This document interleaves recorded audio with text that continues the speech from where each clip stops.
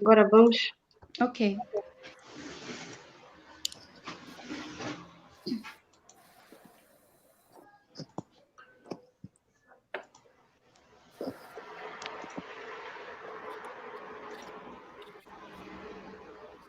Quem puder ter o telemóvel aí para ver se está já. Eu não estou vendo aqui. O meu telemóvel está ali. Acho que agora está. Já está no ar. Olá, gente. Boa tarde. Boa tarde, aqui é a Regina Sena, do canal Regina Brasil. Desculpe a todos aí pelo atraso, nós tivemos aqui um problema técnico, mas já estamos aqui pelo YouTube. Obrigada a você que está esperando, que está aqui perguntando por que não entrou, por que não entrou. Então, muito obrigada aí pela disponibilidade também, nossos convidados que estão esperando um pouquinho a mais. Mas hoje nós estamos aqui juntos com mais um Live Jornal, aqui é a 5ª edição do Live Jornal, com um tema, né, super atual, como sempre. A gente está colocando aqui atualidades para fazer mais do que informação gerar, mas também para gerar conhecimento a respeito dos temas, aprofundar mais um pouco. E o objetivo do Live Jornal é esse, de estar trazendo jornalistas especialistas, falantes da língua portuguesa pelo mundo, né, com uma pauta única, mas com um conhecimento mais aprofundado, porque isso pode ser falado em qualquer lugar do mundo, não é? Uma pauta só, mas um conhecimento muito mais aprofundado. Então, bem-vindo, desculpe a demora. Então, nós vamos falar sobre looking down na Europa e no Brasil, nossos erros e acertos. Eu tinha feito agora uma introdução, mas eu vou diminuir um pouquinho. Mas nós estamos aqui em Portugal e na Europa com 17 países já acontecendo de forma gradual o desconfinamento.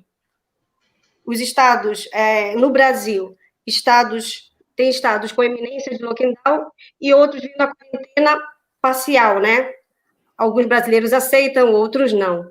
Então, nós estamos aí vivendo divergências, dúvidas sobre o que é esse confinamento, não é? Sobre o lockdown, o que é melhor, o que não é. Nós estamos aqui com os nossos convidados para estarmos esclarecendo, trazendo aí mais informações.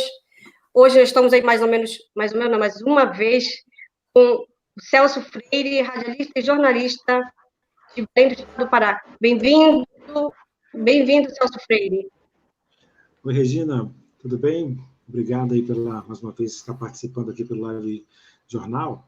Estamos ao vivo agora no YouTube, né? E lembrando, Regina, como você falou, né, agora há pouco, é realmente um assunto muito importante, um assunto interessante, né, que realmente está, vamos dizer assim, agora, né, sendo vigorado, pelo menos aqui no Brasil, né, e em algumas regiões, principalmente aqui em vários estados aqui do Brasil, e é exatamente um termo muito utilizado aqui pelos brasileiros, né? Agora a gente vai discutir realmente o que significa o lockdown, como é que está sendo colocado esse lockdown aqui no Brasil, principalmente, né? E vamos falar um pouquinho se está dando certo ou se está dando errado, né? Essa medida aí, exatamente, que vem sendo discutida, muito discutida, principalmente aqui entre os estados, né? Tem uma visão, o presidente Jair Bolsonaro tem uma visão totalmente diferente do que muitos estados estão tomando essa medida aí do lockdown, né? Então, o Brasil está muito dividido em relação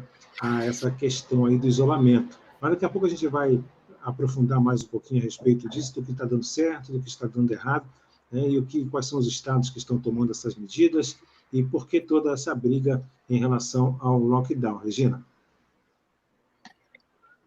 Isso mesmo, Celso. E a gente vai estar aqui apresentando nossos convidados de hoje. Nós estamos com o jornalista quase brasileiro, né, que é de Portugal, mas é o José Antônio Basso. Ele que é jornalista, é doutor em comunicação e professor universitário em Aveiro, Lisboa e Leiria. Bem-vindo, José Basso. Obrigado pelo convite. E nós já estávamos a conversar antes uma situação um bocado diferente de quem está no Brasil, porque aqui nós já estamos a ver a luz ao fundo do túnel. Aliás, estamos a ver muita luz, porque hoje está um dia muito bonito. Eu fui dar um passeio já pela manhã, passei ali pela praia, as pessoas já estão aí para a praia, que é uma coisa que as pessoas que não se resiste aqui em Portugal. E é um momento muito interessante, porque o nosso presidente falou que nós estávamos passando por uma espécie de transição psicológica, e nós viemos do momento mais terrível, mais tenebroso, que foi entrar em confinamento e depois ir gradualmente nos habituando a esse tipo de situação.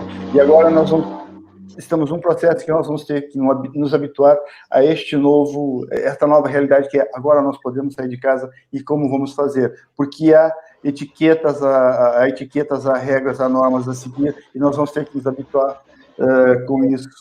É um aprendizado que pelo menos a gente tem um aprendizado com o sol que é bem melhor. Regina. Obrigada, Antônio.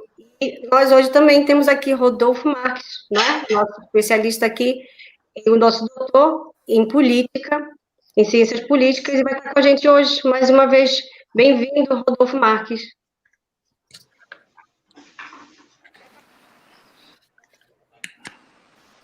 Olá, Regina, Celso, todos os espectadores, ouvintes, internautas que estão acompanhando aqui o Live Jornal. Um prazer, a terceira vez que eu participo, né? E sempre estou à disposição. Eu acredito que é um debate muito importante, Regina, principalmente pela possibilidade que nós temos em ouvir diferentes pontos de vista em relação ao assunto, né? Um ponto de vista mais técnico, um ponto de vista mais jornalístico, um ponto de vista também mais no âmbito político, mas principalmente vendo como as nações estão lidando com o enfrentamento à pandemia, né? Lembrando que a Europa, de certa forma, passou por outro processo cerca de dois meses antes do Brasil, e de que maneira os governos estaduais, os governos federais estão tratando a questão em preservação da sua própria população. Acho que temos muito pano para manga aqui nesse nosso debate. E hoje aqui também nós temos uma participante especial, que é a Jussara Rezende, que é da França, que mora há 10 meses na França e é brasileira. Bem-vinda, Jussara. Bem-vinda ao nosso Live Jornal. Tudo bem? Tudo bem, muito obrigado. Prazer em participar com vocês. Né? Uma boa noite aí, o pessoal de Portugal. Uma boa tarde ao pessoal do Brasil. Estamos aí para contar a nossa experiência. Obrigada, bem-vinda. E também nós temos hoje o biólogo Tomás Xavier, que também é especialista em saúde pública, doutorando em ciências tropicais do Núcleo de Medicina da UFPA, em Belém, do estado do Pará. Bem-vindo, doutor Tomás.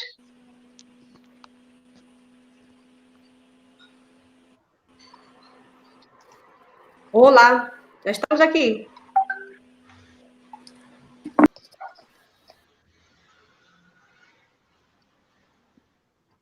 Tem um probleminha lá, ele saiu um pouquinho, mas ele já retorna com a gente. Está com um problema no áudio, mas já retorna. Então, vou começar aqui com o Celso Freire, então, para a gente abrir as nossas perguntas. Exatamente. Vocês estão, vamos dizer assim, a Europa está um pouco mais adiantada em relação a essa questão do lockdown, né? Na Europa, vocês já estão exatamente saindo, né? Essa questão. Aqui no Brasil, eu queria fazer a primeira pergunta para o jornalista, o doutor José Antônio Basso, né? Exatamente para a gente fazer esse primeiro diferencial, essa primeira, vamos dizer assim, prova, né? Entre aspas, né? Falar um pouco da Europa e falar também aqui exatamente do Brasil, né? Que o professor Rodolfo Marques também pode complementar logo em seguida. Então, a pergunta vai para os dois aí, primeiro o professor José Antônio Basso e depois o professor Rodolfo Marques. Tá? A questão do isolamento social. O isolamento social aí, exatamente em Portugal, ele deu certo? As pessoas conseguiram cumprir as ordens, determinações do governo? Porque aqui no Brasil, a gente nota que não foi atingido exatamente o teto estabelecido pela OMS, Organização Mundial da Saúde, que é de 70%. Aqui no Brasil, no máximo chegou aí a 50%, passando um pouquinho dos 50%, jamais chegou a 60%. como é que é o comportamento do pessoal de Portugal, da Europa, de um modo geral, a respeito do isolamento e por que, professor Rodolfo Marques, aqui no Brasil não pode ser considerado que não deu certo, né? Pode ser considerado aí que não deu certo o isolamento, até porque não atingiu o mínimo. Então, a primeira pergunta para o professor José Antônio Basso, né? Como é que está o isolamento social, como é que vocês exatamente se comportaram, depois o professor Rodolfo Marques complementa, falando aqui do Brasil. Ok, eu acho que nesse aspecto aqui é uma grande diferença em relação ao Brasil. Eu atribuo a situação portuguesa a 3 fatores. Primeiro, o geográfico, que nós temos só uma fronteira que é com a Espanha, e a Espanha teve um problema sério, mas a fronteira estando fechada, nós tivemos pouco intercâmbio. Depois tivemos uma vantagem política, porque os políticos, mesmo os partidos de oposição, todos se uniram em torno desta ideia de vamos nos preservar, vamos para casa, vamos todos assumir menos riscos, e depois o terceiro ponto é mesmo das pessoas. Os portugueses foram para casa, ficaram em casa. Então, isso faz uma diferença muito grande, ao contrário do que está acontecendo no Brasil. Aliás, já que vamos estabelecer uma comparação, eu vou só dar um dado para vocês. Esta semana eu estava assistindo um noticiário aqui em Portugal, e notei que havia muito Brasil no noticiário mais importante, tipo o Jornal Nacional do Brasil, mas era um jornal muito importante, e eu via que não acabava mais Brasil, só se falava de Brasil. E foi efetivamente, eu daí voltei às imagens, e foram 7 minutos nos principais telejornais de Portugal a falar do Brasil, para ver a diferença da coisa. O fato de não dar certo no Brasil e acontecer o que está acontecendo neste momento no Brasil é muito problemático, e o mundo todo está muito espantado com isso. Portanto, ao contrário de aconteceu em Portugal, onde todos puxaram para o mesmo lado, no Brasil não é a mesma coisa. E nós temos aqui uma coisa interessante em relação o sinal de que nós estamos voltando ao normal esta semana, nos noticiários, a oposição já começa a bater no governo. Significa que nós estamos a viver novamente a nossa vida normal. E isso é muito bom, porque a gente espera por isso. Vai lá. Rodolfo? Não, mas... Sou Rodolfo Marques, estamos em contato com ele, né? Já. Tudo ok, né, Rodolfo? Ok, Rodolfo. Está com delay, né, Rodolfo? Não, espera aí. Ele está falando na outra. Peraí. Agora sim. Oi, Rodolfo, estou ouvindo agora.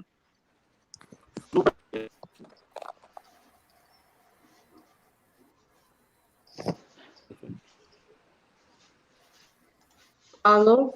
No Brasil, o processo ele foi um pouco diferente, em especial pela diferença entre os discursos dos governadores e o presidente. No Brasil, como ele é uma federação de estados, são 26 estados e o Distrito Federal, nós tivemos um posicionamento da maior parte dos governadores, né, dos chefes do Poder Executivo Estadual, defendendo a questão do fechamento de fronteiras.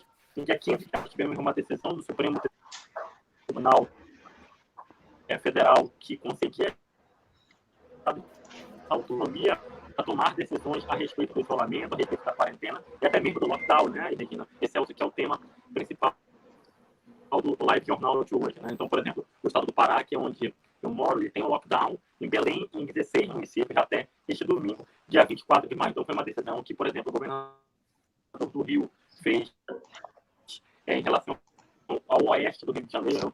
O estado do Maranhão também adotou medidas de restrição, São Luís, Pato do Lumiar, São José do Ribamar e Raposa. Então, os governadores procuraram se defender ao máximo. Eles dependem financeiramente do governo federal. E o governo federal, desde o início, através do presidente Jair Bolsonaro, ele adotou uma postura de negacionismo em relação aos problemas da pandemia. Então, ele sempre foi favorável ao relaxamento do isolamento, ao relaxamento do confinamento, né? E que as pessoas pudessem retomar as atividades econômicas. De vez em quando, ele inclui alguns outros serviços essenciais, como barbearia, salão de beleza. Mas o fato concreto é que a gente tem um grande racha no discurso do Executivo Federal e dos chefes de poderes executivos estaduais. Na última quinta-feira, houve uma reunião buscando, de certa forma, conciliação de valores na ordem de 60 bilhões de reais, né, um apoio emergencial aos estados. Mas a gente tem, de fato, essa dissonância e temos também o estudo de cada estado para retomar aos poucos as suas atividades. Né? Então, a gente tem esse cenário de muita incerteza. Alguns estados já consideram retomar aos poucos, mas do ponto de vista das políticas públicas é extremamente complicado pensar nisso. O áudio do professor Rodolfo está com um probleminha, mas o que eu conseguir entender, aí ele vai ajustando um pouquinho o seu áudio aí, professor, vai ajustando, né? Nós temos aí o nosso país, o Brasil... O maluco estava no hospital e ele dizia, eu sou morto. O áudio vazando aí. Sara, vamos ver se tem áudio vazando aí. Você tá vivo, isso aqui. Olha só, você toma banho, você come. Morto come.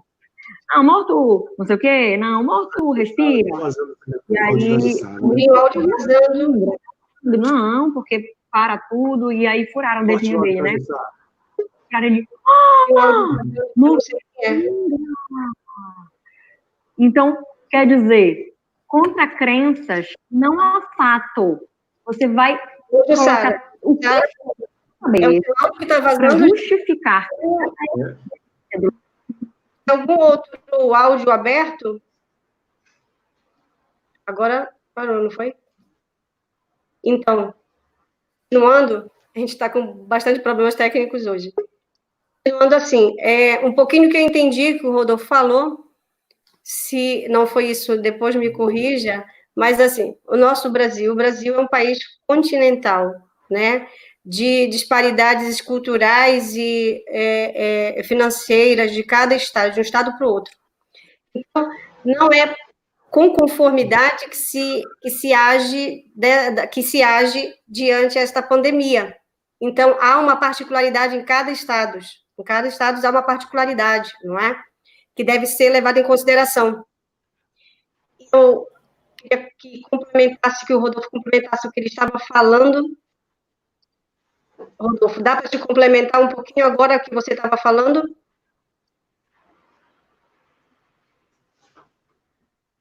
Rodolfo? Dá para complementar, Rodolfo, o que você estava falando agora há pouco? Olá, Rodolfo. Olá, Rodolfo.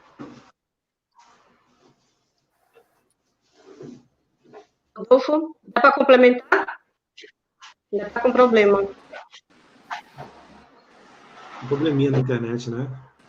Porque o Rodolfo está com dois acessos. Né? Então, probleminha, então ele está usando ele está usando o telemóvel e eu acho que o computador. Rodolfo, pode falar? Ou a gente aguarda aí você está ajeitando aí o áudio. Pode falar, Rodolfo?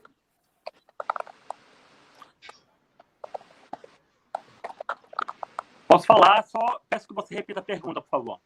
Não, eu, na verdade, estava tentando pegar um pouquinho o que você falou, né, a respeito do Brasil, que é um país muito grande, é um país continental, não é?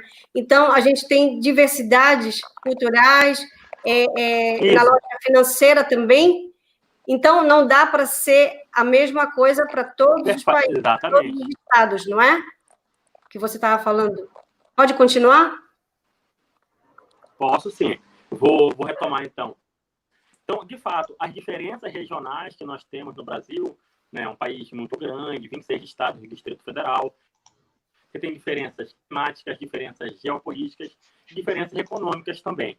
Então, nós temos a questão do Pacto Federativo, né, que é o que é previsto na Constituição, no 1988, a divisão de responsabilidades entre União, estados e municípios. A questão específica da pandemia, das decisões sobre quarentena, sobre o lockdown, né, o isolamento social rígido, nós temos muitas divergências, né? Então, nós temos o presidente da República que teve uma postura mais negacionista, né, considerando que era necessário manter a atividade econômica, reabrir as atividades econômicas contra as medidas de isolamento contra as medidas restritivas, e a maior parte dos chefes de poder executivo estadual, a maior parte dos governadores dos estados defendendo essas medidas restritivas, com questão também da decisão do Supremo Tribunal Federal que dá essa autonomia, a decisão do dia 15 de abril. E as diferenças econômicas, Regina, Celso e demais participantes, é extremamente importante, principalmente a gente pensar, né, que o acesso a recursos é diferente. O governo federal é que detém a maior possibilidade de repasse de valores, de repasse de recursos para os estados, para as populações, e aí você gera um cenário de interdependência, em que os estados, por mais que queiram adotar medidas restritivas, por exemplo, o Pará vive o lockdown até este dia 24 de maio, por mais que queiram fazer essas medidas, dependem de recursos do governo federal que, de certa forma, vem tendo uma postura bem diferente. Então, essa dissonância de discursos comprometeu muito o cenário aqui no Brasil, até mesmo em relação ao lockdown. Pelas diferenças regionais, alguns governadores adotaram o lockdown em partes do estado. Por exemplo, no Pará, são 17 municípios, Belém e mais 16 municípios. No Rio de Janeiro, o oeste do estado do Rio de Janeiro. Maranhão, 4 municípios da região metropolitana de São Luís. Então, tem essas diferenças. São Paulo não está em lockdown, mas vive uma quarentena mais ampliada. O feriado de 9 de julho ele foi antecipado e você vive agora 6 dias de feriado com rodízio de carros para tentar controlar. Então, essas diferenças regionais são importantes, mas eu diria que a questão fundamental é a verba, é o dinheiro público por parte da União para dar uma para os estados. Então, isso talvez esteja gerando uma grande dissonância e que gera uma instabilidade política, econômica e social, em especial junto à população. Ok. Sim, agora a gente compreendeu melhor. Então, um pouquinho melhor o seu áudio, Rodolfo. Ainda não está aquilo que a gente gostaria, mas está um pouquinho melhor. Eu queria passar agora, Celso Freire, para a nossa convidada lá da França, a Jussara Rezende, para falar de também como é que foi a receptividade do povo brasileiro, né? Que com certeza ela conhece mais brasileiros também, e dos franceses ao confinamento e a toda a realidade francesa. Como é que foi isso, Jussara? Pode partilhar um pouquinho com a gente? Sim, posso sim. O início foi um pouco assustador para todo mundo, lógico. Muitas filas no mercado, todo mundo não sabia como ia acontecer, se ia faltar alimento, se não ia. Uma situação totalmente nova. E o Macron foi para a televisão, teve um discurso bem firme, falando, convidando todo mundo a apoiar, que estaríamos numa situação de guerra. Condicionada. Teu áudio está vazando, Jussara. Algum áudio aí, alguma coisinha, algum vídeo aberto que está... Deixa eu dar uma olhada aqui, peraí. Não tem nada aberto, não. Tá ok, então. Vê se melhorou, por favor. Melhorou? Isso, melhorou. Tá. Então, assim, no início, realmente foi a questão do medo, da incerteza, do desconhecido, mas as pessoas aderiram, foram conscientizadas, e até porque quem não fosse conscientizado pagava multa, porque aqui desde o início teve uma fiscalização muito grande, todo mundo era abordado, e também teve o apoio, né, do governo em questão dos salários, da chômagem parcial. Então, assim, aqui na França é muito mais fácil você tomar uma atitude dessa, você fechar, você conscientizar as pessoas, porque aqui, primeiro, o tamanho do país, a quantidade de habitantes, mais ou menos 66 milhões. A questão geográfica, quer dizer, são situações totalmente diferentes, realidades totalmente diferentes do nosso país, do Brasil. Então, é muito mais fácil para a gente ficar em casa, aceitar, do que no Brasil. Entendeu? E a gente aceitou. O início foi complicado, mas estamos aí, saímos, né, essa semana passada, e estamos saindo, a rua já está cheia de gente. Graças a Deus, as pessoas estão começando a ter uma vida mais normal. Mas é uma pergunta, Jussara, vocês estão já também saindo do confinamento? Como é que tá as regras para esse desconfinamento aí? As regras são, aqui, cada município tem uma liberdade para gerir certas situações. Aqui, por exemplo, em Cannes, o porte obrigatório de máscara, as lojas também têm a quantidade limitada de cliente, lojas, mercados, tem o espaçamento de 1 metro de uma pessoa para outra, nas filas. Então, assim, está sendo feito de forma ordeira e todo mundo está respeitando. Nos ônibus também, a questão de passageiros é limitada. Então, assim, está tudo sendo feito devagar, constante, de maneira bem consciente por todos, nas escolas, no trabalho, em tudo. É isso que se quer, não é? Que é o importante. Sim. E, então, Celso Freire, como é que está se dando aí no estado do Pará, aí no nosso estado, esse processo? Uma vez também que a gente bem sabe que o estado do Pará, geograficamente, é um estado muito grande, não é? E como é que está se dando isso? Isso está sendo aceito, isso é por município, né? O estado todo está sendo englobado de uma vez só, de tudo o que deve ser feito, ou isso também está vindo de uma forma muito agressiva no que tange a obrigatoriedade nesse sentido? Pois é, aqui no Pará, começou o lockdown exatamente na região metropolitana, né, e mais algumas cidades do interior do estado, né?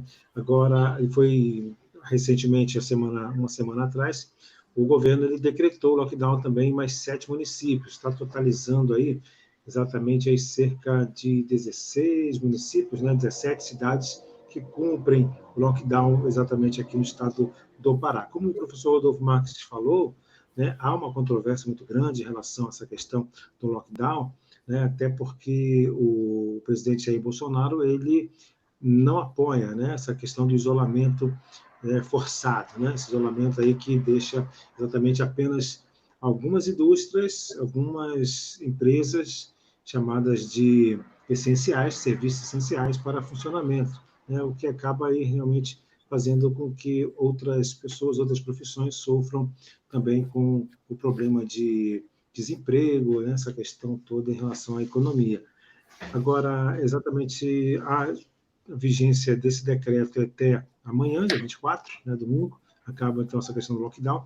A gente acredita realmente que haja esse fim, esse isolamento forçado, principalmente pelo menos do lockdown, né, mas o isolamento deve continuar e esse cuidado todo também deve permanecer. O governo do estado e a prefeitura de Belém têm exatamente se reunido com vários empresários, né, lideranças religiosas, pessoal do esporte também, exatamente para saber e criar um cronograma de volta aí dessa questão da economia no estado do Pará, né? Tudo indica que vai ser, pelo menos, a volta vai ser bem exatamente aí lenta, né? Vamos ser retomada, apesar do número de mortes ainda ser grande no Brasil, né? Alguns estados aqui do Brasil não decretaram lockdown, como os principais, Rio e São Paulo, mas estão na iminência exatamente de fazer essa decretação. Então, Regina, é isso, né? Fica essa questão aí exatamente da volta, já está sendo debatida a volta da pandemia, não, mas com todos os cuidados, né? Ainda com máscara, né? A questão do álcool em gel, da limpeza e tudo mais, o distanciamento social, tudo isso ainda vai estar sendo debatido e a economia é essencial, com outras também economias que não são chamadas de essencial, outras empresas que não têm um trabalho essencial também devem voltar, vamos dizer assim, gradativamente, né? Com essa expectativa. A gente está aqui com o Mas está tentando aqui entrar, está com um problema aqui no carro, já vai entrar para a gente justamente estar falando, conversando com ele sobre isso. Eu gostaria, que era justamente a pergunta para ele, né, que quais os benefícios de um lockdown ocorrer somente depois do pico do contágio, não é? No Brasil é bem complicado, porque assim, é bom colocar aqui, enfatizar, que a gente não está fazendo um comparativo, porque comparar aqui o Brasil e o continente europeu era inviável comparar, porque não é comparável, né? Nós estamos fazendo aqui tentando perceber aqui os graus de acertos e os erros, não é? Aquilo que aqui na Europa tem dado certo, né, para que a gente possa também perceber o que pode ser dado certo, o que pode dar certo no Brasil, né, e perceber que, mais do que só o governo dizer o que deve ou não ser feito, a população, claro que precisa da liderança bem segura para estar dizendo o que se deve fazer, mas a população, mesmo sabendo que eu acho que todo mundo está tendo um acesso ao conhecimento do que se passa, não é? Todo mundo está sabendo do que está passando. E a gente tem, nós que somos brasileiros, que temos familiares aí no Brasil, nós ficamos sabendo de como é que as pessoas estão absorvendo isso. E umas estão, assim, achando que não é nada, e estão levando a vida na normalidade, e colocando em risco as outras pessoas também. Então, como é chegar agora? Deixa eu ver se o professor está aqui conosco. Ainda não entrou. Aqui agora, então, eu vou direcionar essa pergunta para o Rodolfo, e também o professor José, por favor, também para falar como é que entrar num processo que já era para ter acontecido e entrar agora no meio. Qual é o benefício e o malefício, professor Rodolfo? O que o senhor acha? Qual o malefício e o benefício agora de que a pandemia no Brasil e alguns estados do Brasil já chegou ao seu pico e agora entrar com essas normas mais... Entendo, Regina, que essa questão é extremamente importante, né? Essa questão aí que foi colocada pela Carolina Sena, e principalmente em relação a políticas públicas, né? De que maneira isso pode ser trabalhado. Por quê? Desde o início, né, na época, o ministro da Saúde ainda era o Luiz Henrique Mandetta, se identificou que o único mecanismo para você combater o crescimento, que se falou muito no início, né, a curva, para você achatar a curva, o isolamento social, o distanciamento social, o confinamento, seriam os únicos caminhos científicos, os únicos caminhos efetivamente comprovados. Mas o que é que a gente observou, né? Para além disso, houve avanços, né? Houve discussões em relação a medicamentos, uma série de coisas, mas não houve nenhum protocolo, nenhuma definição em relação a isso. Então, o lockdown, a quarentena, elas acabam sendo mais relevantes antes do pico, porque durante o pico você vai apenas amenizar os números. Os países que se anteciparam, ou os estados que se anteciparam nas medidas restritivas, estão colhendo os frutos agora. Por exemplo, no Brasil, no Brasil, quem mais conseguiu se antecipar, por exemplo, Minas Gerais e Rio Grande do Sul, agora no momento em que parte do Brasil vive o pico da pandemia, aqui no Pará, São Paulo, Rio de Janeiro, Amazonas, Ceará, Pernambuco, os estados que se anteciparam estão conseguindo colher os melhores resultados. Então, fazer um lockdown agora foi importante, né, porque, de certa forma, você consegue controlar um pouco. Mas nós temos dois problemas principais aqui no Brasil em relação a esse processo, Regina, Celso e demais colegas, né? É a questão de que tem muita gente que não respeita, né, o lockdown, não respeita a quarentena, por necessidade do trabalho informal, por necessidade de circulação, mas tem gente que respeita mesmo, ou por desconhecimento, ou por má fé, né? Então esse é um ponto. E segundo, os discursos, a distorção dos discursos, né? Então você ouve uma coisa do prefeito, ouve outra coisa do governador, houve uma terceira coisa do presidente da República, e em muitas cidades, essa distorção discursiva acabou comprometendo. Então, de certa forma, o lockdown agora, eu diria que ele é importante, mas ele teria sido mais útil há algumas semanas atrás, quando os casos estavam crescendo e nós não estávamos ainda no pico da pandemia. Então, eu vejo dessa maneira. José Antônio, pode comentar alguma coisa sobre isso? Bem, como eu já disse inicialmente, nós estamos em fases diferentes da coisa, e nós aqui já houve também essa escolha, ou economia ou saúde, que é o que se põe muito no Brasil, optou-se pela saúde. E agora, passado todo esse esforço, é o momento de pensar na economia. Mas há uma diferença que eu acho que é importante salientar, é que no Brasil, em tese, as pessoas devem receber, acho que são R$600, né, o que em euros é muito pouco, e mesmo assim há uma dificuldade enorme para que elas recebam esse dinheiro. Aqui em Portugal, as pessoas entraram num processo chamado layoff, nós as expressões inglesas, né? E um layoff significa que você não vai trabalhar, o teu contrato não é encerrado, mas você não recebe totalmente o salário, não recebe na totalidade, mas recebe boa parte do salário, o que não é ideal, mas nós vivemos uma situação também que não é normal. Então, houve essa garantia para os trabalhadores, para as pessoas ficarem em casa, porque as que estavam a trabalhar receberiam da mesma maneira. Há um problema, ninguém vai escapar ileso dessa pandemia. A economia vai sofrer muito. Aliás, em Portugal nós temos 400 mil pessoas, nós somos um país de 11 milhões, nós temos 400 mil pessoas no layoff, e há, como é óbvio, um monte de empresa a fazer o que não deve, a buscar dinheiro, o Estado paga, se não me falha a memória, paga 70% desse layoff. E há empresas que estão a buscar dinheiro que não é legítimo, mas é um processo que está a acontecer. Mas o mais preocupante é que nós temos 340 mil desempregados neste momento, o que para uma economia de 11 milhões de pessoas tem um volume significativo. Mas, e como é da minha área, eu trabalho muito com planeamento estratégico, é uma coisa que me chama a atenção, como é que vai ser alargada agora, neste momento, de reativar a economia. Há setores muito importantes para Portugal, é muito diferente do Brasil, mas em Portugal nós temos o turismo, por exemplo, que vale 8,7% do PIB nacional. O turismo é um motor muito importante aqui na nossa economia, e como ninguém viaja agora, nós vamos sofrer um bocado ainda no futuro. As pessoas dizem que só daqui a 2 anos é que nós vamos conseguir retomar os níveis anteriores, isso se não houver uma segunda vaga, porque essa questão também...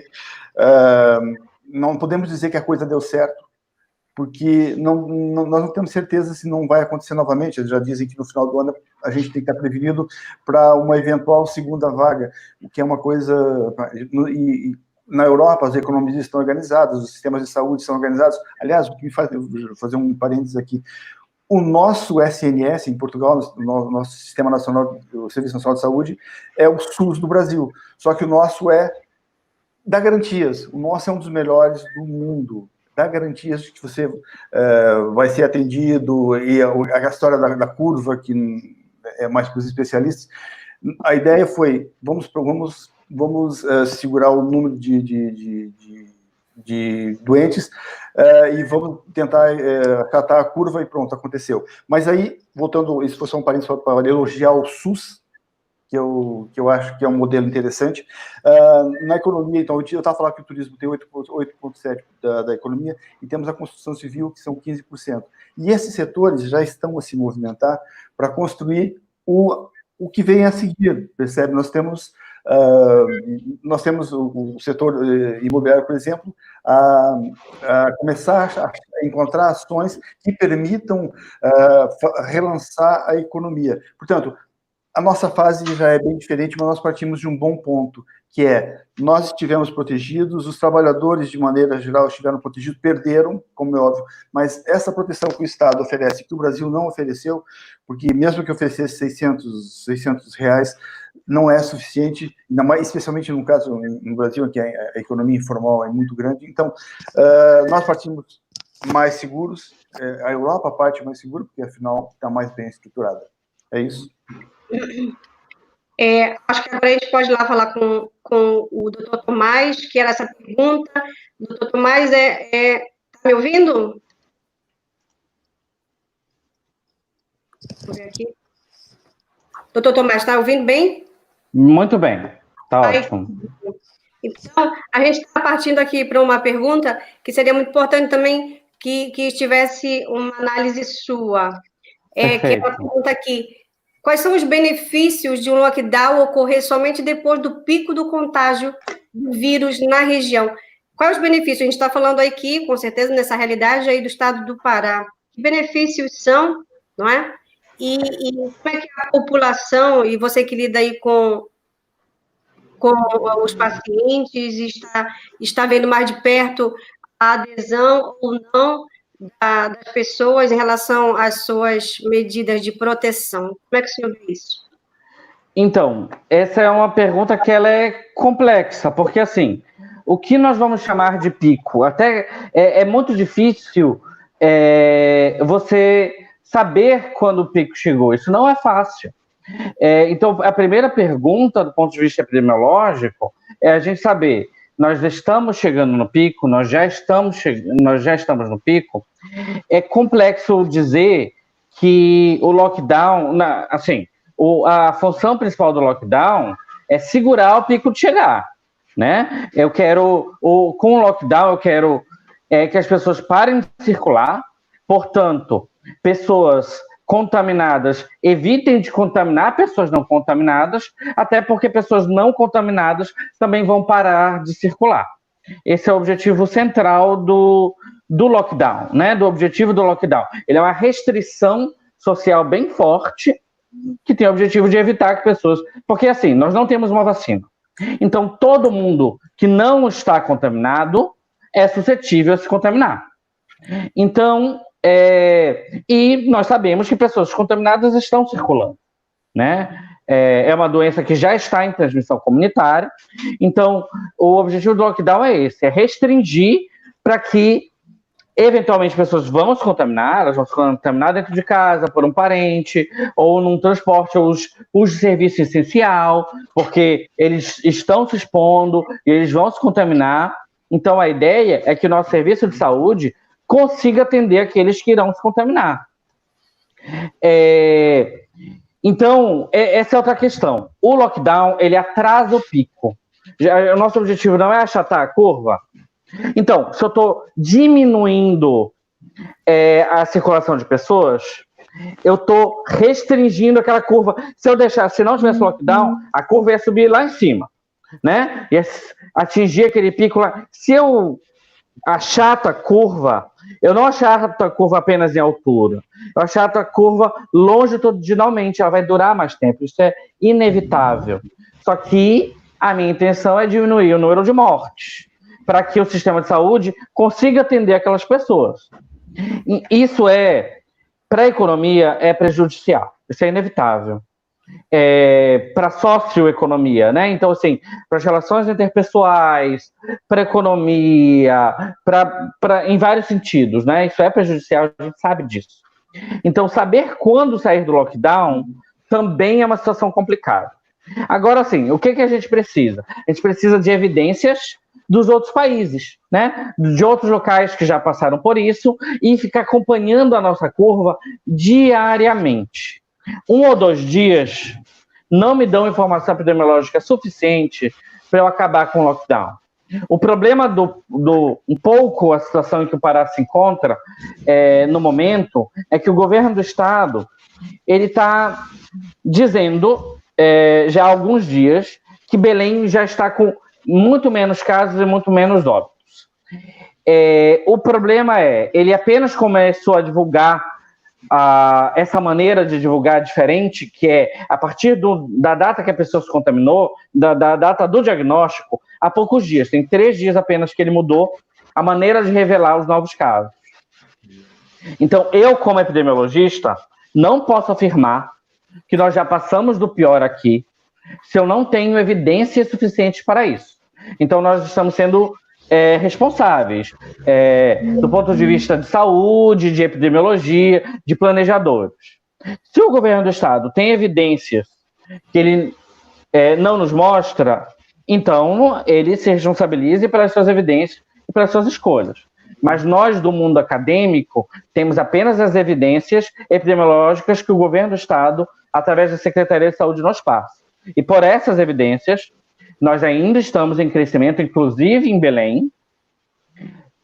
Então, nós não temos evidências suficientes para, já neste momento, interromper o lockdown. Até porque as curvas mostram que isso aconteceu no mundo inteiro, né? Essa estratégia, esse fenômeno de sair do centro para se interiorizar. Iniciar nos centros das grandes cidades e se periferizar para as regiões mais pobres. O mesmo está acontecendo aqui. Então, o centro de Belém já está com menos casos e a periferia está com mais casos. As outras cidades da região metropolitana estão se acelerando de casos. O interior do estado está se acelerando de casos. Então, como é que eu vou interromper o lockdown em Belém, que é a capital, enquanto o resto está se acelerando de casos? A gente vai ter uma recontaminação muito rápida, imediata, porque a circulação vai retornar. Então, nós não vivemos em ilhas, né? Nós não somos isolados. Então, é muito complicado dizer, e na realidade, na minha opinião, como epidemiologista muito precoce, dizer que a cidade de Belém já deve sair do lockdown. Mesmo que a gente chegue no momento, uma das evidências que a gente pode estar caminhando para isso é bom, é que a taxa reprodutiva, que é o R, vocês já devem ter ouvido falar nisso nos jornais, é a taxa de reprodução do vírus. Se ela é acima de 1, eu tenho uma velocidade de contaminação que ela chega a um número quase incontrolável. Se eu tenho abaixo de 1, eu tenho ela sob controle e eu posso estar chegando no momento de conseguir controlar a contaminação. Controle no sentido de que o lockdown está funcionando, certo? Em Belém, a taxa R, no último dia, nos últimos 2 dias, está abaixo de 1.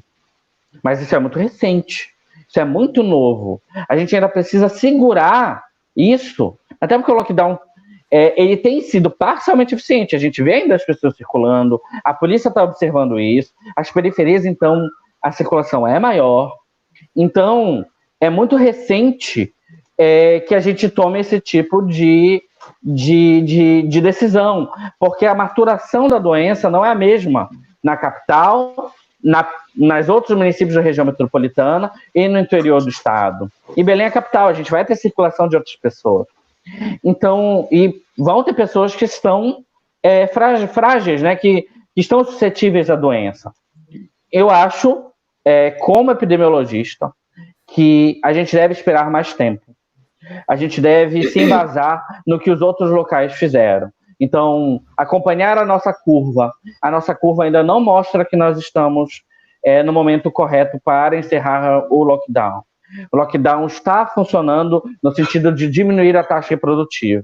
Então, vamos acelerar o lockdown em outros locais que estão em aceleração, como no interior do estado, esperar mais um tempo. Precisamos de políticas públicas para apoiar a população, porque a população não pode morrer de fome, especialmente nas áreas periféricas. E se tentar segurar mais um pouco para fazer esse lockdown, e um lockdown em fases, como a Europa está fazendo, porque sempre que uma barreira é levantada, a recontaminação vai acontecer, gente. Nós não temos uma vacina. A mesma coisa aconteceu na França. Abriram as escolas, novas escolas estão tendo recontaminação. Isso era esperado, porque você vai ter pessoas que estão contaminadas e pessoas que não estão contaminadas. Só que isso deve ser feito em quantidade e num planejamento que o nosso sistema de saúde consiga atender essas pessoas que vão ficar doentes para que a letalidade seja menor. Você consegue entender? Doutor, digo assim, aqui em Portugal teve uma semelhança também, quando o senhor falou a respeito do R, né? A gente tem aqui também, nós estamos com números maiores de infectados no norte de Portugal, né? Norte e centro de Portugal, que é o maior número de infectados aqui. Não é? A gente está aqui, na atualidade, nós estamos com 30.471 infectados. Nós estamos com 7.000 705 recuperados, né? 1.302 óbitos, né? Está acontecendo também agora uma coisa muito interessante, até pode comentar, o José Basso pode comentar daqui a pouco, porque, assim, nós estamos tendo um desconfinamento também gradual, né? Está se voltando às escolas, alguns centros comerciais também estão reabrindo, tudo de maneira a tentar não contaminar com todas as prescrições, né, do nosso sistema de saúde, mas, assim, nós também temos essa possibilidade, que aqui os profissionais da área de saúde falam, os pesquisadores falam, do retorno da contaminação maior do vírus, que é no tempo do inverno que nós vamos ter, que nós estamos aqui na primavera, já aquecendo já bastante, né? Já vamos entrar no verão, mas aí o nosso inverno por volta de setembro, final de setembro, outubro, não é, José? Começa um pouco mais tarde. Um pouquinho mais tarde, outubro. Setembro e outubro ainda da praia. Final de outubro, não é? Quer dizer, o frio, né? Não o inverno propriamente. Mas em relação a isso, eu tinha falado sobre a questão do turismo e das praias. Uma das coisas que me interessa muito nisso tudo é saber das mudanças culturais que nós vamos ter. Porque nós vamos ter que nos readaptar a uma nova vida. Agora nós vamos, os latinos, não só os portugueses, a Jussara lá na França deve saber, e está em Cannes, que dá para saber isso muito bem, né? Os latinos são um povo muito físico, gostam de...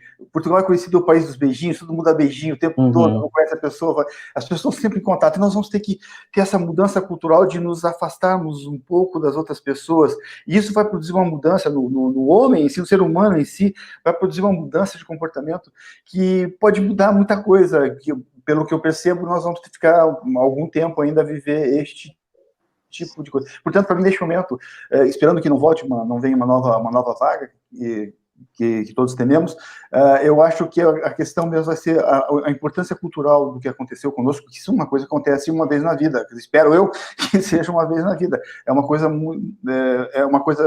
única. Agora, eu gostaria de perguntar para o Tomás, é uma curiosidade, espero não desviar o tema da coisa, o meu jornalista gosta de perguntar.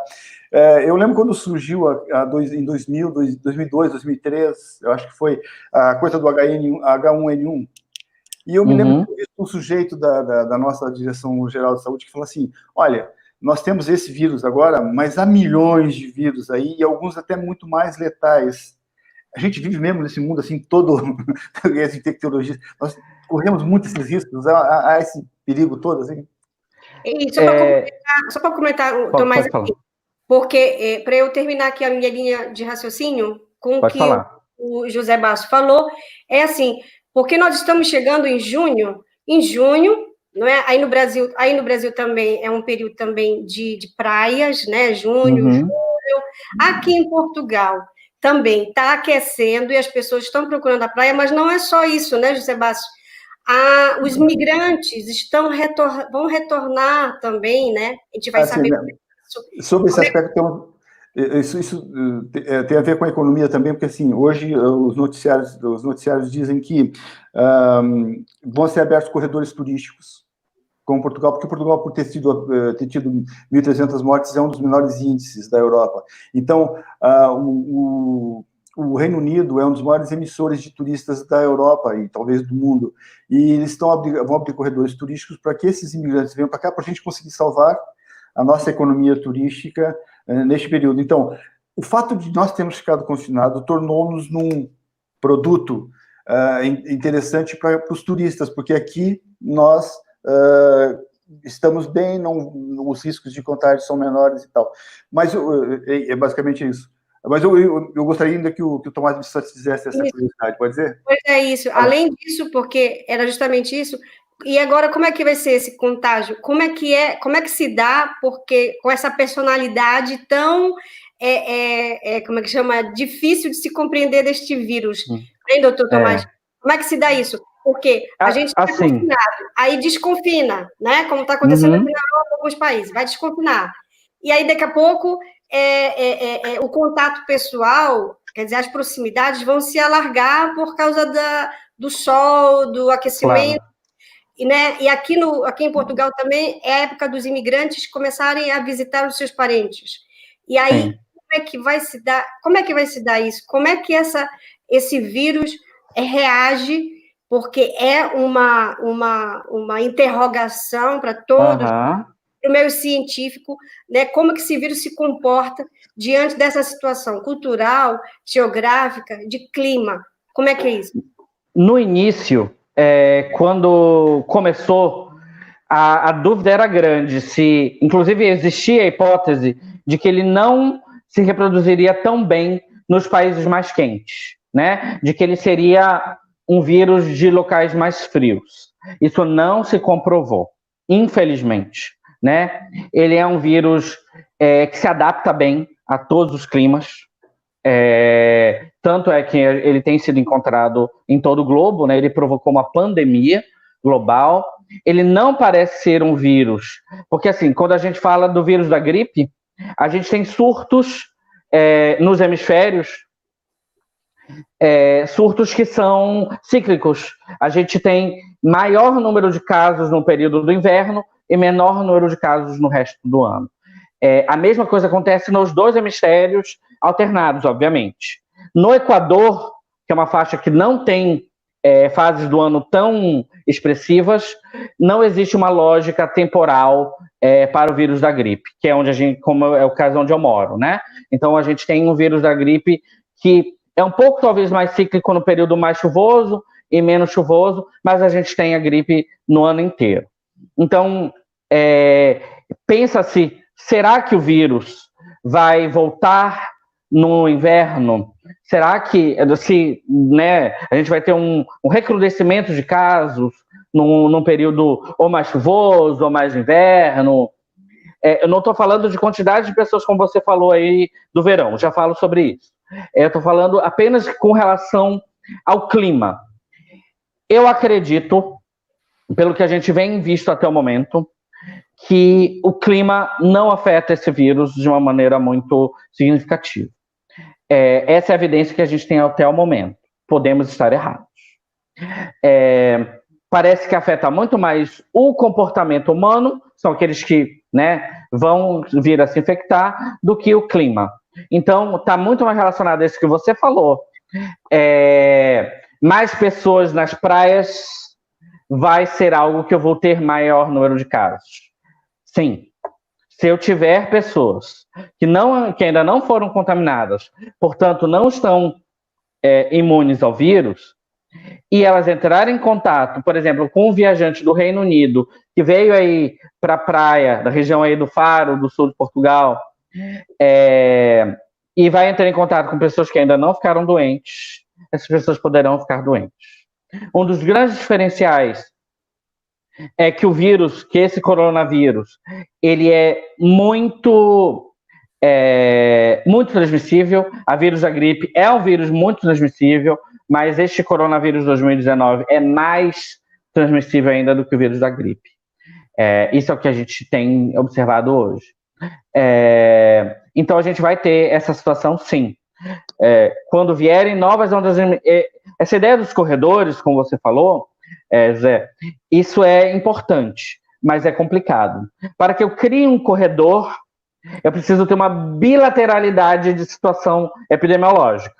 Se eu crio uma situação, por exemplo, Portugal, que está com baixo número de infectados, a situação não foi tão grave, e eu crio um corredor justamente com a Inglaterra, que é um dos países com maior número de contaminados, tem um grande número de mortes, o que eu vou ter, provavelmente, epidemiologicamente falando, é que eu vou ter uma situação maciça de novas infecções entrando em Portugal. Isso é perigoso. É diferente do que a situação que está sendo criada entre a Nova Zelândia e a Austrália.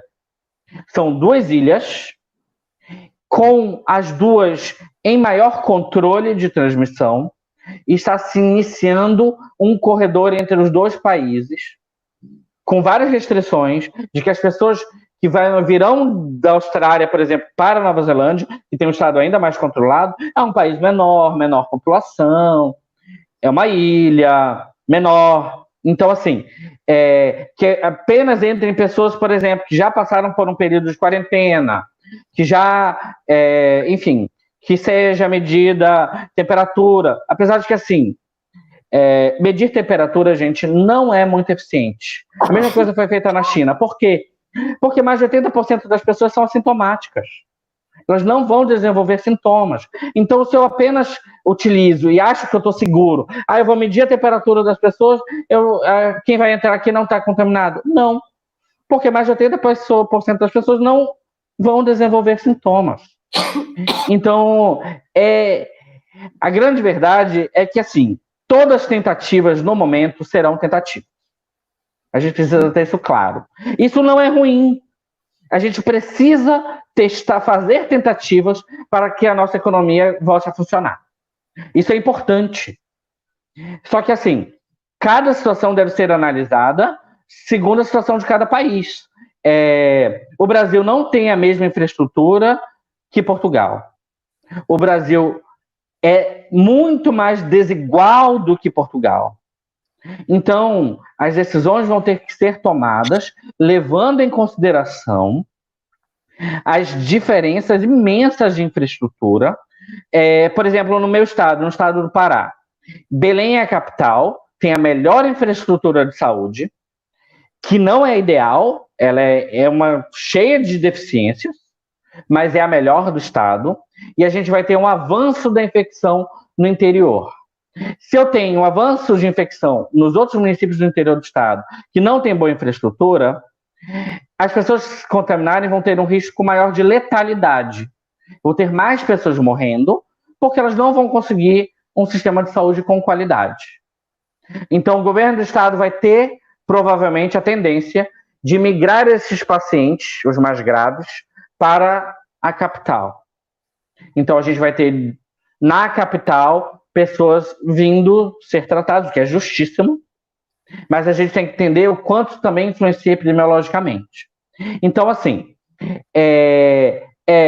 como você falou aí também, respondendo você também, José, de que aquele científico, quando veio a crise H1N1, existem inúmeros vírus. Isso é verdade. A gente tem essa ideia de que a espécie humana é um pouco fantástica e nós somos a parte do resto das espécies do mundo, mas a verdade é que existem inúmeros vírus que afetam os nossos gatos, os nossos cachorros, os morcegos, enfim, existe uma cadeia muito grande de espécies no planeta e elas interagem entre si, e os vírus também. Então, existe a possibilidade sempre de novos vírus mutarem, novos vírus afetarem a espécie humana. Isso é permanente. É por isso que a vigilância epidemiológica de todos os países ela deve ser sempre muito atenta. Eu acho que essa pandemia trouxe uma coisa que pode vir a se tornar algo importante, de que a epidemiologia, como ciência, como campo científico, passa a ser mais valorizado e que a gente precisa de mais técnicos epidemiológicos trabalhando lá no interior, atento de que novos vírus poderão surgir. Porque houve um preconceito muito grande, né? Aquele vírus chinês, a culpa é da China. Países não têm culpa de vírus que aparecem lá. Eles podem surgir em qualquer lugar.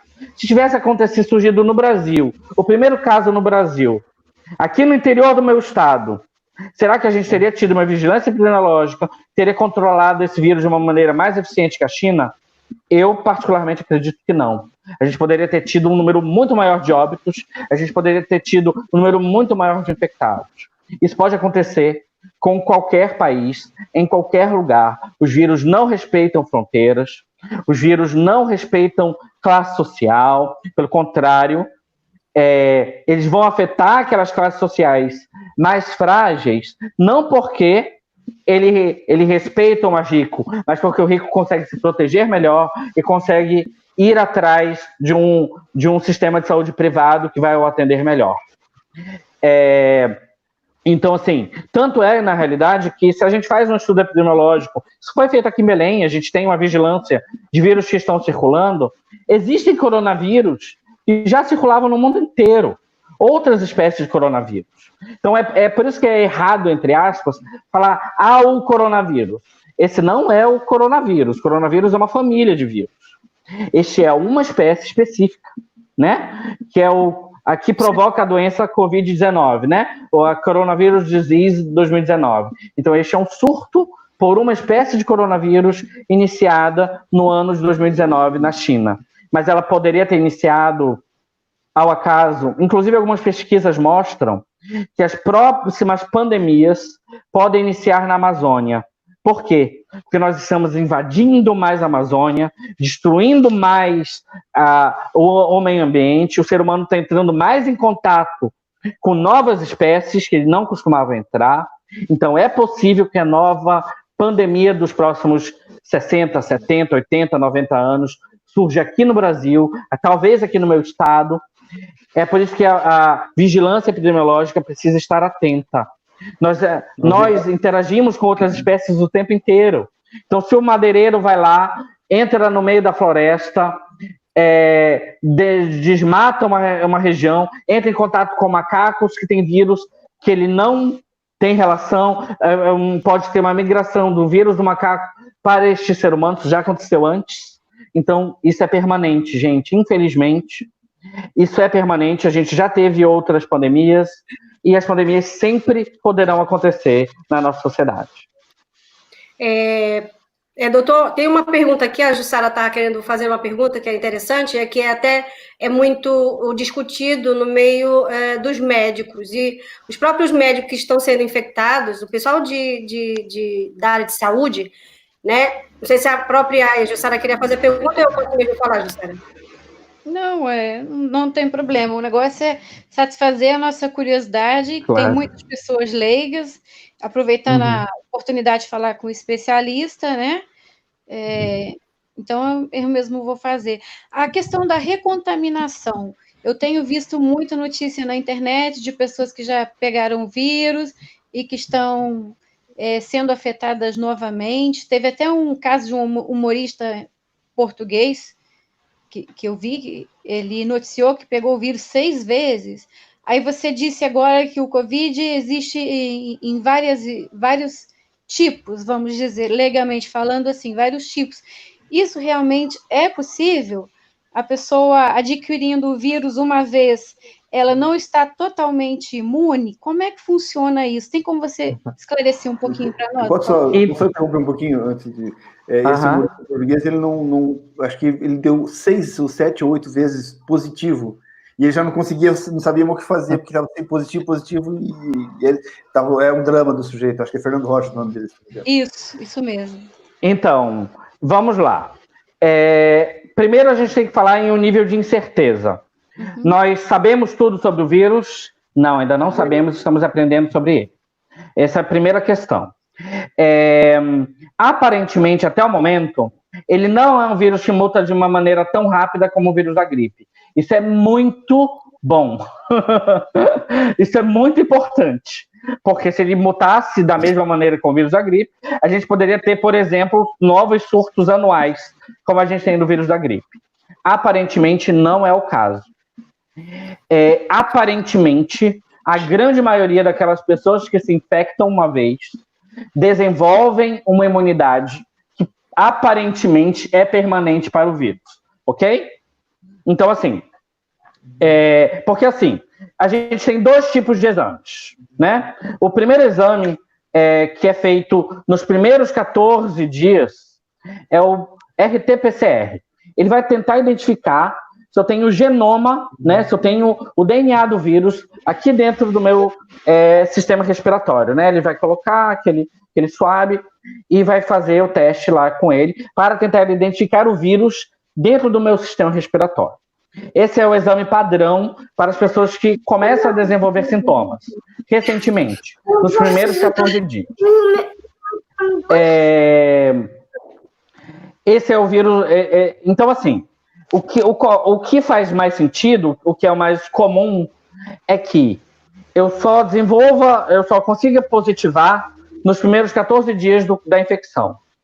Depois, o meu corpo vai absorvendo o vírus, ele vai sumindo o DNA dele, porque eu estou indo à cura, né? Essa é outra questão. O vírus, aparentemente, ele não cronifica. As evidências mostram que ele não cronifica. Então, ele tem apenas 2 tipos de desfechos, que são, a cura, eventualmente, e o outro é o óbito, a morte, certo? É por isso que quando a gente fala em números de curados, claro que ele é um número positivo, a gente fica feliz que pessoas estão sendo curadas, mas esse é um número epidemiologicamente pouco significante. Por quê? Porque, para mim, é mais interessante saber quantas novas infecções eu estou tendo. Porque, eventualmente, aquilo que não for óbito vai ser cura. Vocês estão entendendo a diferença? Eu só tenho 2 desfechos: óbito ou cura. Aquele que não morreu irá se curar. Então, assim, o primeiro exame é aquele, né, do usuário para ver se eu identifiquei o vírus. Com o passar do tempo, ele deixa de ser positivo, porque o vírus está sendo eliminado. E eu passo a ser positivo no outro tipo de exame, que é o exame ELISA, o exame que vai utilizar anticorpos, porque o meu corpo vai passar a produzir anticorpos contra esse vírus. Então, são 2 tipos de anticorpo. O IgG e o IgM. O IgM é o primeiro que eu começo a produzir, que é aquele anticorpo de resposta, que o meu corpo está respondendo ao vírus aqui. Com o passar do tempo, eu passo a produzir um outro anticorpo, que é o IgG, que ele é um anticorpo de memória, que ele vai me proteger daquela infecção. Ele vai ficar no meu corpo. Então, o IgM vai embora e eu vou passar a ter apenas IgG depois de um tempo longo de infecção. Isso acontece com várias infecções, tá? Não é só com essa. Esse parece estar sendo, sim, a evidência forte, está mostrando que isso está acontecendo, sim, para o coronavírus, e isso é bom, né? Então, que a grande maioria das pessoas desenvolvem uma imunidade para ele, e aparentemente, se ela não é completa, a imunidade, aparentemente, ela é quase completa, certo? Isso é muito positivo, isso é bom. Até porque o que isso significa? Que aquelas primeiras pessoas a saírem das suas casas para se exporem ao trabalho, à economia, devem ser aquelas pessoas que já tiveram, se curaram e são IgG positivas. Porque elas são aquelas pessoas que provavelmente não se contaminarão, correto? Existem evidências anedóticas de recontaminação. A gente não sabe, só um segundinho, a gente não sabe se essa recontaminação realmente acontece de fato. Não sabemos. Talvez essa recontaminação não seja real. O que pode estar acontecendo? Eu posso ter partículas virais do vírus dentro do meu corpo que estão tornando positivo para esse exame, mas não significa que eu estou realmente me recontaminando. Vocês estão entendendo a diferença? Significa que o exame está dando positivo, mas não que eu estou me recontaminando. São coisas distintas. Sim. Obrigada. Tá certo? Nós estamos com um probleminha de internet, mas a gente já está voltando. Mas, doutor Tomás, a gente está com a nossa hora adiantada e o assunto ele é bem alongado, né? E se a gente claro. Infelizmente não dá para a gente se alongar mais um pouco, né? Por causa do nosso tempo. A gente pode também estar retornando esse assunto, né? Sobre essa questão de recontágio, né? Porque a gente tem visto muito também dentro do pessoal de saúde esse um pouco de medo, porque não há certeza de nada, de recontaminação, não é? É um vírus que está sendo ainda baixa, mas não há certeza. Não há certeza, não é? Então, a recontaminação é algo que se está aí percebendo aos poucos para saber no que isso vai dar. Eu queria aqui, junto com o Celso Freire, né? O Celso também vai estar falando para a gente aí algo interessante, cultural, que está acontecendo agora, mas eu queria, antes da gente começar a nossa finalização aqui do Live Jornal, destacar uma notícia que foi importante aqui, se não me engano foi a SIC, aqui de Portugal, que deu, mas eu aprofundei mais um pouquinho, né, que no Reino Unido, eles têm uma deficiência muito grande na questão de saber antecipadamente a questão do câncer, aqui que se chama cancro, né? De saber antecipadamente o cancro. Então, lá o combate é muito grande. E existe uma clínica de cães, cães de detenção biológica. Para os amantes que têm cães em casa e tudo, sabe que eles são para muito mais do que simplesmente amigos, né? Os cães estão para ir para muito mais. E o Reino Unido está investindo milhões agora em pesquisa para o próprio Covid-19, né? E estão entrando em estudo para que 6 cães, que é de uma raça específica, possa aí detectar o coronavírus assintomático, né? Então, eles estão preparando isso para a questão de lugares com chegadas de pessoas de fora, como nos aeroportos e também lugares públicos. Então, está acontecendo esse estudo, é importante, inclusive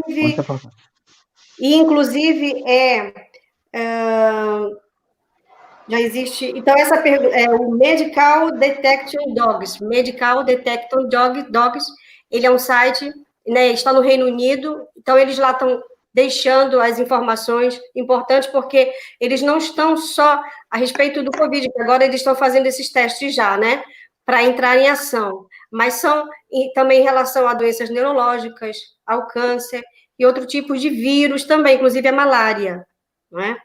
Então, é importante a gente ressaltar aí que há diversas maneiras de se encontrar para que a gente possa receber esse vírus. E os cães podem nos ajudar de uma forma muito rápida, não é? De uma forma muito rápida, e porque o olfato dos cães é uma coisa absurda para detectar esse tipo de vírus e até reações humanas.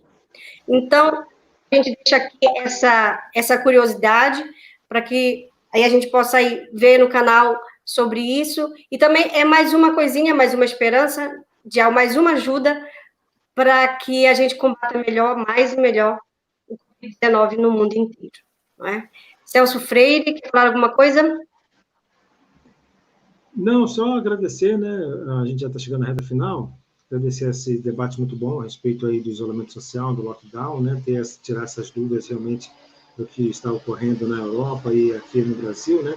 Fica sempre a lição, apesar de não dar para comparar, né, os dois continentes, mas a gente fica a lição aí exatamente dessa questão da higiene, questão da educação, né? Essa questão do preparo na área da saúde, a questão econômica, tudo isso aí deu para ser levantado durante os nossos questionamentos, né? Já pode dar dica ou a gente vai se despedir? Pode dar dica e depois a gente finaliza. Então tá, eu vou só dar dica aqui em relação ao projeto que conta a história arquitetônica aqui de Belém, né? Bem interessante, em formato 3D. Conta a história do Grande Hotel, né? O primeiro hotel, vamos dizer assim, que ser construído em Belém do Pará, construção histórica da cidade, né? Ela já foi demolida, mas tem uma parte vamos dizer assim, né, que representa o Grande Hotel. É um edifício estilo eclético, foi inaugurado aí em 1913, então tem durante o ciclo da borracha, né, que foi uma época áurea aqui em Belém do Pará, e também ele foi demolido, no lugar dele foi construído um hotel que está agora, que é o antigo Hilton, está o Princesa Loçã, na Avenida Presidente Vargas. Tem um trabalho muito legal, muito interessante esse projeto, que conta a história arquitetônica em 3D, e você pode ver através exatamente das redes sociais, né, que tem o Instagram, que é o @ist.virtual, ist é H-I-S-T, T de tatu, ist, a abreviatura de história, bota ist.virtual. E no Facebook também, é o facebook.com/ist.virtual, né? Fácil, HIST.virtual. Você vai ter um passeio pela exatamente arquitetura, né? Aqui os locais, os projetos arquitetônicos aqui de Belém do Pará em 3D, bem interessante, Regina. Isso, então, a gente está aqui já passando para agradecer a participação de todos. Foi um pouquinho conturbado hoje, a gente tentou para entrar pelo Face e não conseguiu, e o YouTube a gente entrou um pouquinho mais tarde, e a gente perdeu um pouquinho mais de audiência por causa disso, mas você vai estar assistindo aqui, mas também depois no YouTube vai estar lá disponível para você estar assistindo e adquirindo mais conhecimento a respeito. A gente agradece muito, agradeço aqui ao José Antônio Basso, que esteve conosco, ao Tomás Xavier, o doutor Tomás Xavier, a Jussara da França, o José de Portugal, e o Tomás daqui não, mas daí de Belém, do estado do Pará, não é? E o Rodolfo também, que está com... Não sei se ele pode ouvir. Alô, Rodolfo? O Rodolfo acho que não está ouvindo. Né? Mas a gente agradece. Ele está aí nos ouvindo? Não, acho que caiu a internet dele, né?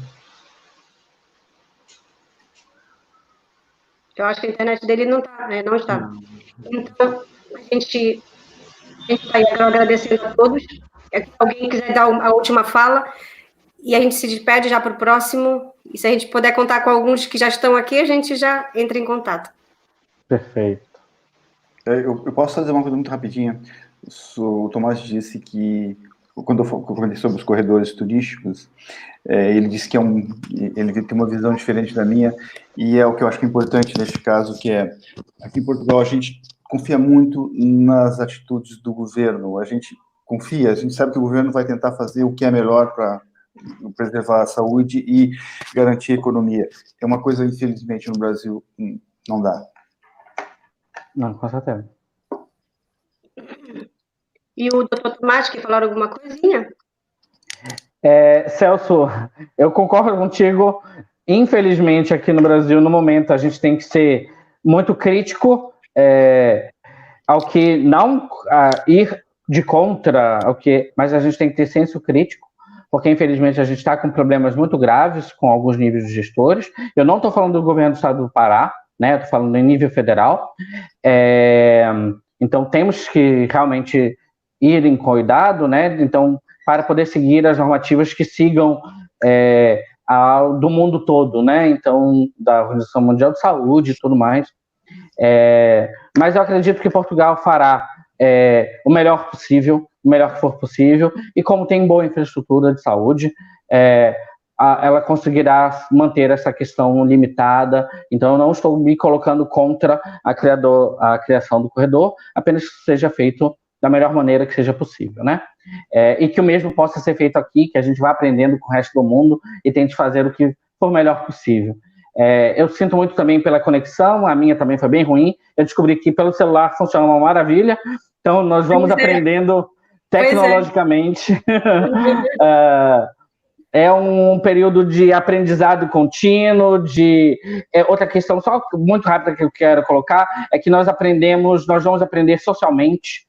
Nós estamos, como você falou, são mudanças culturais muito grandes, e eu trabalho em uma linha que chama Antropologia da Saúde também, porque a gente precisa entender que a saúde afeta a cultura, e a cultura afeta a saúde, e a gente tem sempre que levar as duas coisas em consideração em conjunto, porque uma coisa não está desligada à outra. Comportamentos afetam a saúde. Então, eu agradeço muito o convite, estou aberto a um próximo convite, se vocês quiserem, e agora eu já sei que a melhor maneira é pelo celular, realmente. Muito obrigado. Obrigada, mas fique por aí que a gente já está finalizando. Jussara, quer falar alguma coisa? Eu só quero agradecer a oportunidade de estar em contato com vocês, os novos conhecimentos, e desejar, né, que isso tudo passe logo, que o Brasil consiga se unir todos numa mesma vertente para achar logo a melhor saída, né, a menos dolorosa. Menos dolorosa. Né? Tá bom? Muito obrigada a todos. Obrigada também, Jussara. Muito obrigada pela disponibilidade. Obrigada, Basso, José Basso. Obrigada, Tomás. O Celso Freire já caiu. O Rodolfo também já deve ter caído a conexão. Mas a gente aqui agradece. E o que é muito importante é dizer, as nossas realidades culturais são bem diferentes, não é? O Brasil não vive uma pandemia simplesmente de vírus, mas a gente também está vindo com uma pandemia política, né, de corrupção anterior.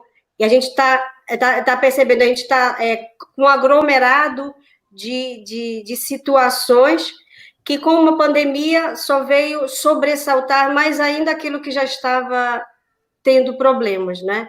Que nós já estávamos tendo problemas. Então, eu acho que agora a força ela precisa ser, né, da área da saúde, a política, a cultura, não é? Todos juntos para um só objetivo, porque aqui a saúde é mais importante do que tudo. A gente está percebendo que tudo converge para o bem-estar da população, ao bem-estar da pessoa humana, né? Isso aonde nós estivermos, em qualquer lugar do mundo. Então, que é preciso a gente estar bem ciente de que a união faz a força, de que separados vamos enfraquecer. Então, é recado para todos os estados do Brasil também, como aqui também na Europa, né? Aqui se diverge também em realidades, também em culturas, não é? Não só que Portugal viveu uma realidade, está vivendo, está experimentando, porque não sabemos se tudo que está se fazendo vai se realmente dar certo, né? Mas estamos caminhando, né? E o mundo, como também eu até esqueci de comentar, mas a Suécia também foi um dos países da Europa que menos agregaram o confinamento e até mesmo a quarentena, e estão vivendo ali, o próprio governo está tentando passar para a população a responsabilidade, e a população ainda espera um pouco do governo essa responsabilidade. Então, é um aprendizado absurdo que a gente está passando, não é? A gente está aprendendo muito, e eu acho que, muito mais do que as negativas, a gente vai aqui chegar a um momento que, como o Antônio Basso falou, nós estamos aqui vivendo uma realidade de um novo humano está se construindo. Então, uma nova pessoa nós estamos aprendendo a ser a partir desta pandemia. Então, acho que muito mais do que as dificuldades, a gente vai tirar aqui também, né? A gente vai tirar também muito aprendizado e conhecimento. Muito obrigado a todos que participaram. A todos uma boa tarde e até mais ao nosso próximo live jornal. Boa tarde a todos. Até a próxima. Muito obrigado. Boa tarde. Até a próxima.